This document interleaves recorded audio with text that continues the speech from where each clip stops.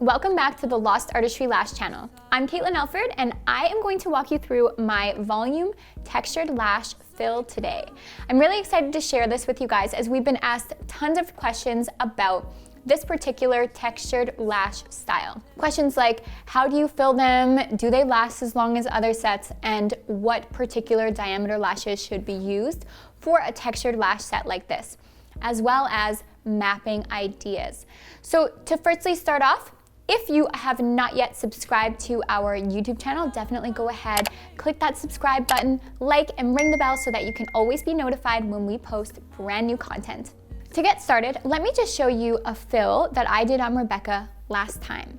As you can see, her lash set is beautiful. Her eyes will, I swear, make anything look amazing. But you can see the really nice PC texture within the set. So the question is, with these PC textured sets, what happens when the spikes fall out? The truth of the matter is that these sets are pretty high maintenance. Clients are not going to get all the way through to their 3-week fills and have their lashes looking wonderful. So these clients are great candidates for mini fills or just sooner fills. However often they're willing to come see you is when they should get a fill. Today, we actually stretched our appointment a little bit, which we don't normally do. We stretched it to 3 weeks. So this is what the 3-week retention looks like for Rebecca's lash set. As you can see, it's not super amazing, but not the worst thing in the world. To address the next question, how do you fill a lash set like this?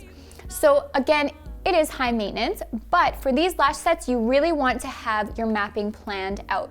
So I have my mapping drawn out, as you can see here. And every time that Rebecca comes in, I take that mapping out, and unless you want something changed, of course, but unless you want something changed, I just make sure that I follow this mapping again.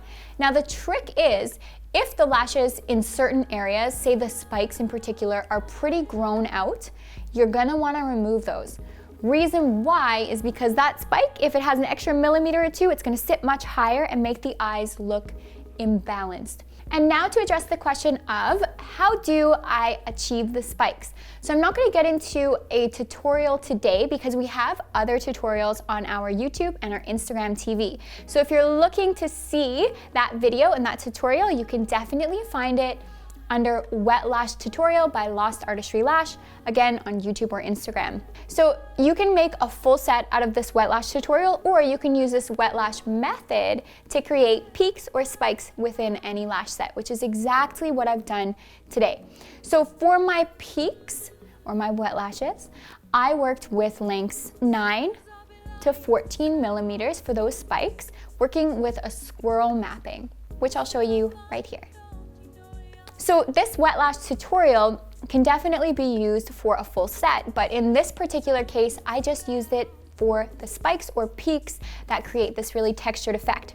The trick with this particular lash style is that you want to place your peaks on the top layer only. Top layer meaning the closest layer to you while you're lashing with the client's eyes closed. Now let's talk about the base.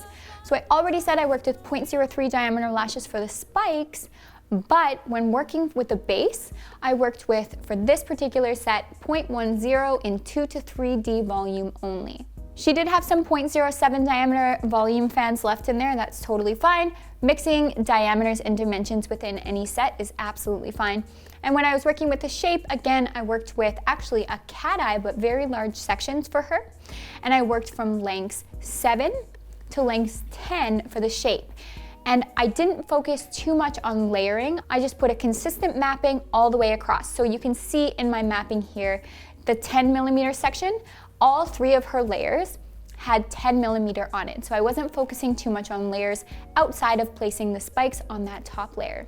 And this in itself created some texture, which worked really well within the set. And my reasoning for choosing a 10 millimeter as my longest length for the base shape is just so those spikes could be way more noticeable. So I chose a 13 to 14 millimeters for my longest section, and that 3 to 4 millimeters higher really made those spikes stand out. Again, really important to place them only on the top layer so that they stand out even more, because you really lose a few layers if you place them on that bottom layer. So that's how I planned out this lash set and the products that I used.